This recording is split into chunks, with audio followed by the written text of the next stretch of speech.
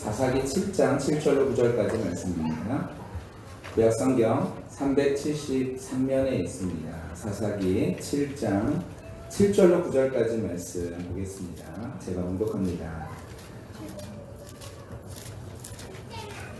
구약성경 372면에 있습니다. 7장 7절로 9절입니다. 제가 봉독합니다. 여호와께서 기드온에게 이르시되 내가 이 물을 핥아 먹은 300명으로 너희를 구원하며 미디안을 내 손에 넘겨주리니 남은 백성은 각각 자기의 초소로 돌아갈 것이니라 하시니 이에 백성이 양식과 나팔을 손에 든지라.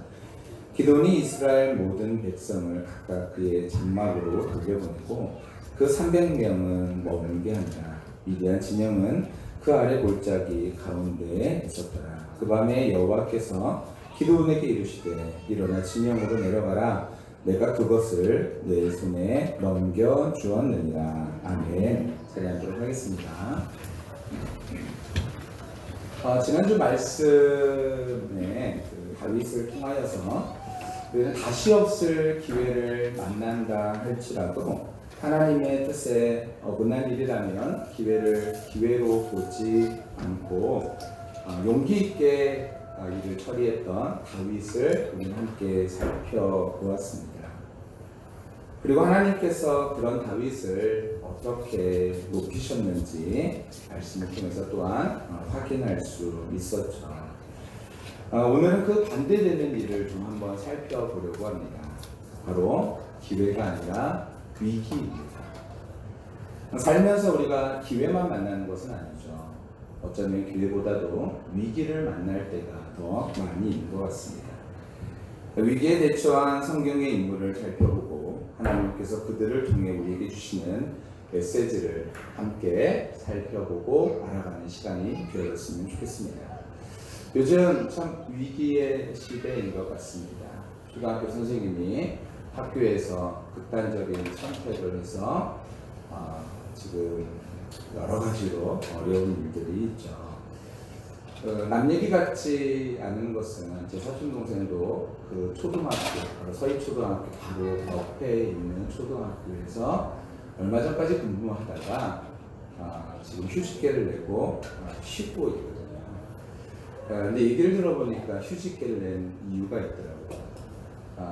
사촌 동생이 몇 학년을 맡았는지는 제가 그건 잘 모르겠는데 그 아이 중에 한 명이 그 부모하고 문제가 굉장히 좀 안 좋았던 거예요. 그래서 학교장이 불러다 놓고선 얘기를 했는데 그 얘기하는 중에서 그 아이가 제 사촌 동생을, 여자인데 사촌 동생을 그 자리에서 때린 거예요.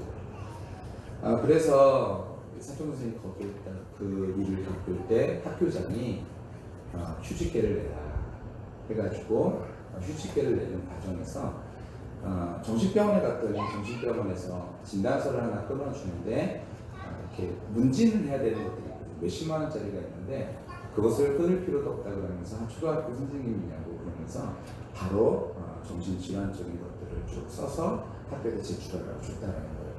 얼마나 많은 사람들이 그렇게 갔길래 그 의사도 그렇게 했는가 생각이 듭니다. 위기죠. 위기입니다.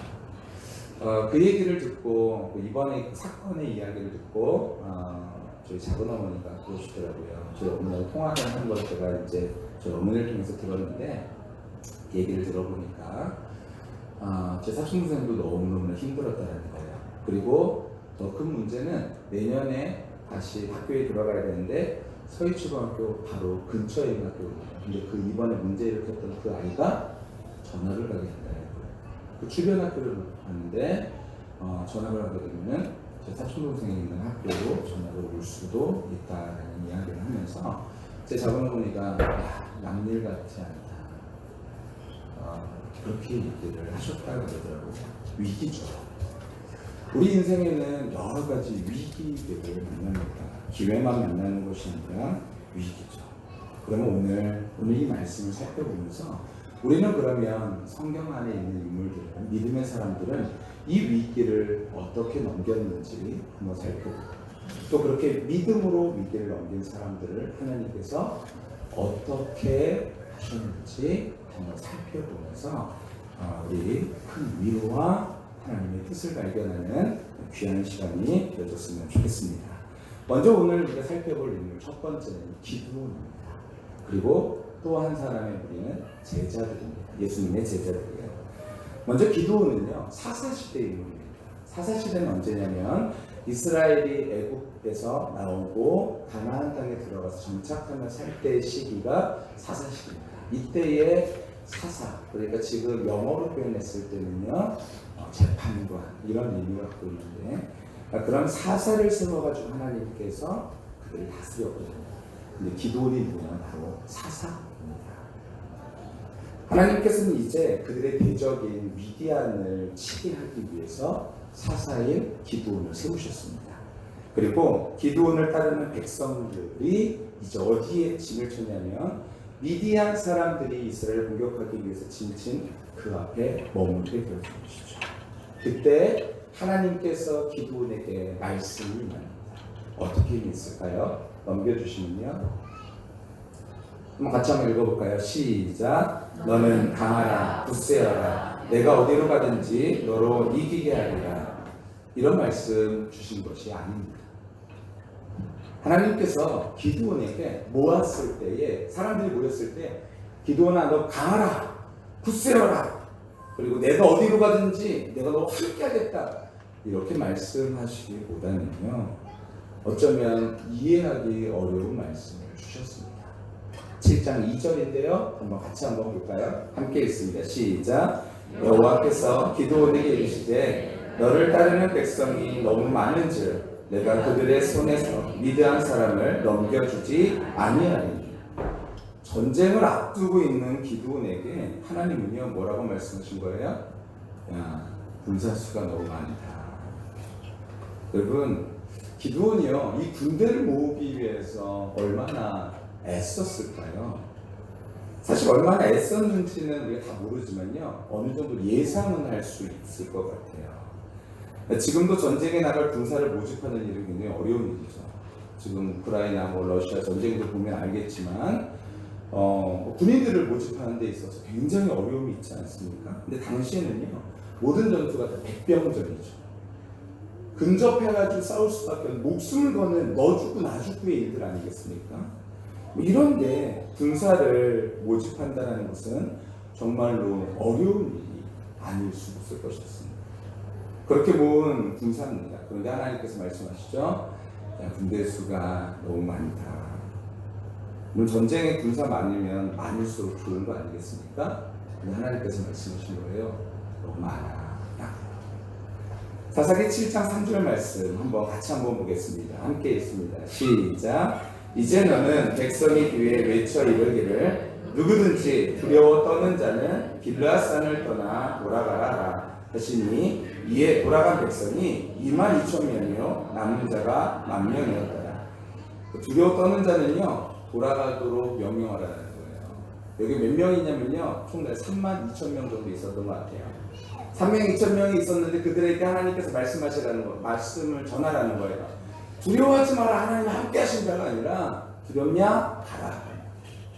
두려우면 돌아가라. 그랬더니 몇 명이 돌아갔다 그래요? 22,000명이 돌아갔다. 여러분 이때 기도의 마음이 어땠을 것 같으세요? 돌아가도 너무 많이 돌아간 것 같지 않으세요? 이제 전쟁에 남은 사람 10,000명이 전부입니다. 전쟁의 위기죠. 생각보다 너무 많은 사람이 돌아간 것 같아요. 혹시 기드온 생각에 하나님 믿고 괜히 허세를 부리다가 낭패를 본 건 아닌가? 그냥 하나님 이렇게 말씀하셨어도 여러분 하나님 우리와 함께 하시는데 이렇게 그냥 외쳐야 되는 게 그렇게 해야 될 걸 잘못했나? 이런 생각 들지 않았을까 싶습니다. 괜히 하나님 뜻대로 해서 너무 많은 사람이 돌아간 것 같아. 그 생각 들 수 있었을 것 같아요. 최소한 저라면 그랬을 것 같습니다. 이거 어떡하냐? 큰일 났다. 여러분 사람들이요 두려웠던 사람 돌아가십시오 라고 했을 때요 생각해보세요.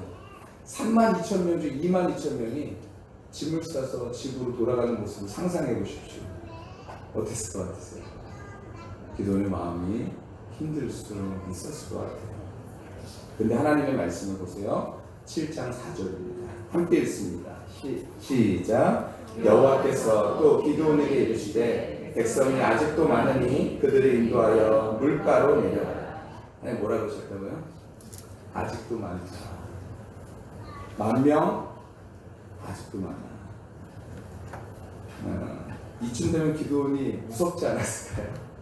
아니, 많다고요? 이제 물가로 가면은 또 얼마나 많은 사람이 돌아갈까? 이런 고민에 빠지지 않았을까요? 기드온 마음이 그랬을 것 같아요. 10,000명 중에서 이것도 많다.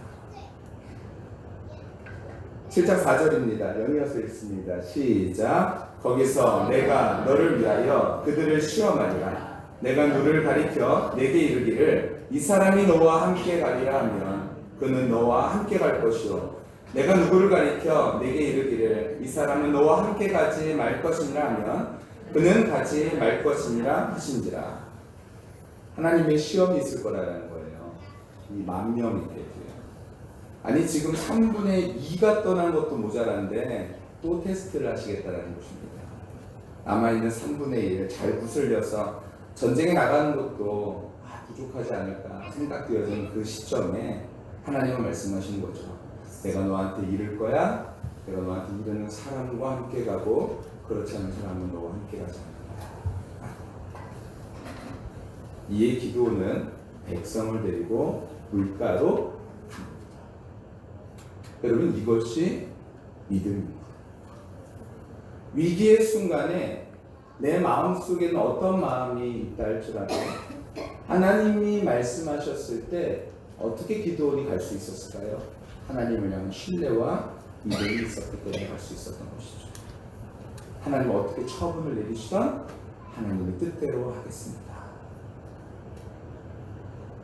그래서 사사기 7장 5절입니다. 같이 읽습니다. 시작. 이에 백성을 인도하여 물가로 내려가매 여호와께서 기드온에게 이르시되 누구든지 개가 핥는 것 같이 혀로 물러 핥는 자들을 너는 따로 세우고 또 누구든지 무릎을 꿇고 마시는 자들도 그와 같이 하라 하시더니.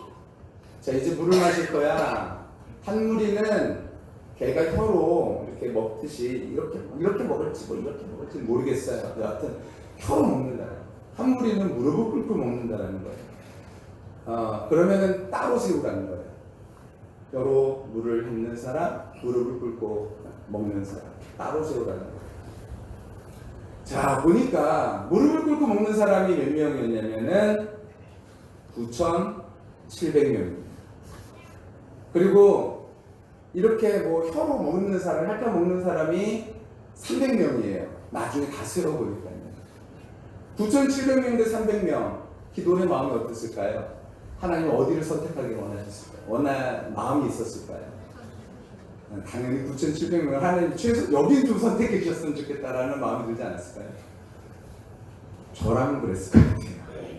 하나님 최소한 9,700명이 여기를 좀 선택하셨으면 좋겠다. 근데 하나님께서요, 어디를 선택하세요? 300명을 선택하십니다. 그리고 이들과 가라. 사사기 7장 7절 말씀입니다. 함께 읽습니다. 시작. 여호와께서 기드온에게 이르시되 내가 이 물을 핥아 먹은 300명으로 너를 구원하며 미디안을 내 손에 넘겨주리니 남은 백성은 각각 자기의 처소로 돌아갈 것이니라 하시니. 자세가 상관이 없는 것 같아요. 예전에 어떤 설교를 들어보면요, 뭐 이렇게 무릎을 꿇고 먹는 건 경계하면서 뭐 안 먹는 거고 이렇게 먹는 건 경계. 저는 그런 느낌은 아닌 것 같고요. 이 본문은요, 하나님의 주도적인 입장. 하나님께서 내가 이 미디안 손에서 너희를 건졌다라는 것을 확실하게 보여주는 순간으로 삼기 위한 것이지, 그 자세는 그렇게 중요해 보이진 않아요. 중요한 건 하나님께서요, 300명을 구원하시겠다. 기도니 잘못 들었나 싶었을 것 같아요. 10,000명 중에 9,700명으로 지구를 돌려보내고 300명으로 전쟁을 나가라는 그 말씀을 잘못 들은 것 같아요. 결국 300명 남았습니다. 처음 인원의 몇 분의 1 몇만 남은 거예요? 32,000명에 300명 남은 거니까요. 100분의 1만 남은 거죠. 여러분, 전쟁을 앞두고 이스라엘의 위기입니다. 근데 여러분, 위기일까요? 아닙니다. 어떤 기회입니까? 하나님께서 역사하시는 것을 볼 수 있는 기회입니다. 여러분, 이 기회를 기도는 어떻게 붙잡았습니까? 믿음으로 붙잡을 수 있었다는 것이죠. 저 우리 모두도 위기의 순간에 오히려 그 위기의 순간이 하나님을 경험할 수 있는 그런 역사의 중요한 순간이 될 수 있다는 사실을 마음으로 믿으시고 그 일들을 믿음으로 이겨내게 되시기를 예수님의 이름으로 간절히 축원합니다. 미디안을 칠 수 있었던 것은요, 군대의 수에 들어가는 것이 아닙니다. 얼마나 많은 숫자가 중요한 것이 아니라 하나님께서 하십니다. 믿는 사람들이 그 일을 행할 수 있었다는 거예요. 바랄 수 없는 중에도 기도는 바라고 하나님을 믿었습니다. 이것이 하나님의 역사를 볼 수 있는 사람들의 특징입니다. 제가 금요일 날 금요 기도회 때 간단하게 말씀드렸지만요, 우리 몸은요 근육이 있잖아요. 근육이. 근데 근육이 언제 생길까요? 근육은 우리의 이 근육, 이 섬유죠. 이 다발 아니에요. 염증이 생길 때, 운동을 많이 하면요, 거기에서 염증이 생기면 거기 염증에 단백질이 붙으면서 야, 너 더 이상 아프지 마. 내가 힘 줄게. 이러면서 거기에서 근육이 생기기 시작합니다. 운동을 하는 데 있어서 어떤 사람은 10개 해야 그 다음부터 11개째부터 근육이 생기기 시작한 사람이 있고, 어떤 사람은 100개쯤 해야 그 다음부터 거기에 근육이 생기는 사람도 있죠. 중요한 건 사람마다 달라요. 사람마다 다른데 내가 11개째부터 근육이 붙기 시작하는 사람이 한 2개 했다고 힘들어. 한 10개 다 돼서 한 9개쯤 돼가지고 힘들어. 그만해야지. 이러면요, 거기에는 절대로 근육이 붙지 않습니다. 그런데 10개에서 11개로 넘어갈 때, 12개, 13개 넘어갈 때 거기서부터 근육이 붙는 것이죠. 우리 신앙도요, 마찬가지로 위기의 순간은 사람마다 달려옵니다. 어떤 사람은 정말로 힘든 일들이 와야 위기의 순간이, 어떤 사람은 조금만 힘든 일이 와야 위기의 순간, 저는 그렇게 보지 않습니다. 위기의 순간은요, 영역에 따라 달려와요. 어떤 사람은 돈의 위기가 쉽게 오는 사람이 있어요. 단돈 10,000원에도 믿음이 흔들리고 어려워하는 사람이 있습니다. 근데 그 사람이요, 건강의 문제에 대해서는 전혀 요동치지 않는 사람들도 있어요. 어떤 사람은요, 돈에 대해서는 뭐 100만 원, 1000만 원, 억 단위, 그것도 쉽게 무너지지 않는데 건강만 조금만 문제가 되면 거기에 힘들어하는 사람들도 있습니다.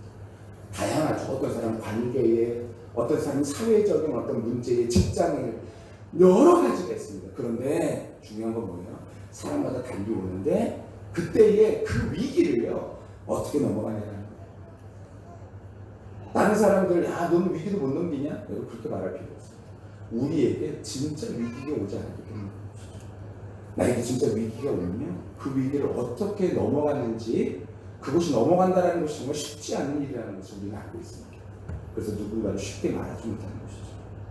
그런데 그때의 믿음의 사람은요, 우리의 신앙에 하나님께서 우리가 넘어설 수 있는, 감당할 수 있는 시험 외에는 주시지 않는 분이라는 것을 믿고 하나님 앞에 그 위기를요, 믿음으로 이겨낸다.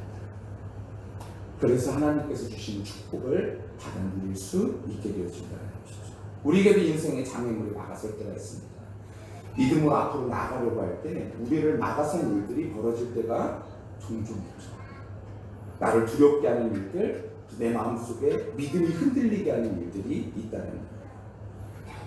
여러분, 오늘 또 한 사람 소개할 사람은 예수님의 제자들입니다.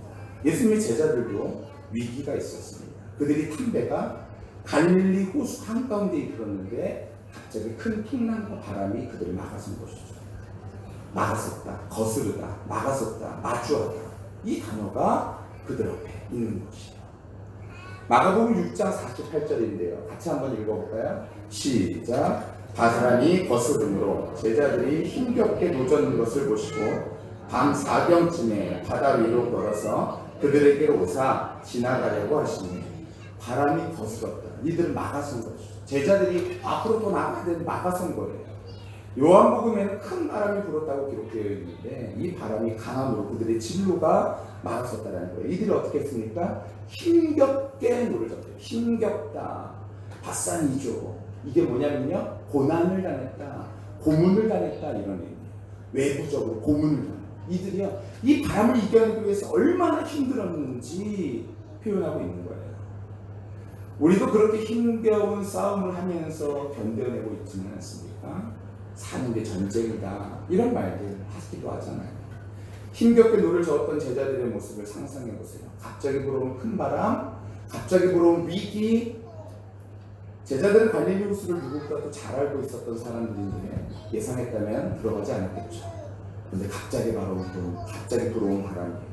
예상하지 못한 것이죠. 근데 여기 호수에 누가 들어가라 하셨습니까? 마가복음 6장 45절입니다.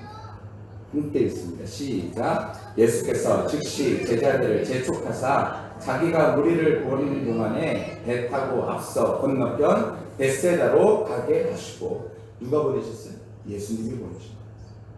예수님이 재촉하다, 여기서 재촉하다는 아난카조, 억지로 가게 하다는 거예요. 가고 싶어 하지 않은 사람들을 억지로. 예수님이요, 지금요, 이들을요, 어쩌면요, 사지로 몰아넣고 있는 느낌이에요. 먼저 가. 나 따라갈게. 먼저 가. 이런 느낌이에요. 그러니까 이들은요, 가면서 무슨 생각했어요? 예수님 왜 우리를 여기에 보내셨어? 이런 생각할 수도 있어요. 예수님 왜 나를 여기에 왜 보내셨지? 이런 생각할 수 있는 것이죠. 우리도 하나님 믿고 기도하면서 하나님 주신 말씀 따라 순종하려고 하면서 살아갈 때에 우리 삶에 어려움 만나기도 합니다.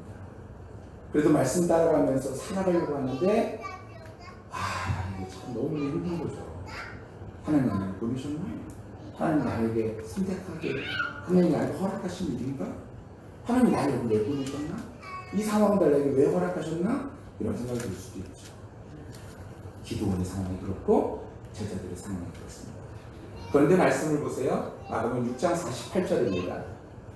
함께 읽습니다. 시작. 바람이 거스름으로 제자들이 힘겹게 노젓는 것을 보시고 밤 사경쯤에 바다 위로 걸어서 그들에게 오사 지나가려고 하시니. 누가 보셨다고요? 예수님이 보셨다라는 거예요. 힘겹게 노젓는 것을 보시고 예수님이 보셨다라는 거거든요.